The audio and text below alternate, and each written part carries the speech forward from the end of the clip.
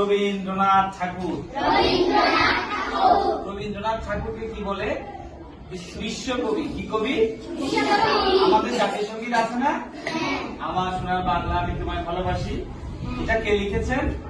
বিশ্বকবি রবীন্দ্রনাথ ঠাকুর। ঠিক আছে, তাহলে আমরা ওনার ছুটি কবিতাটি পড়ি। ওকে।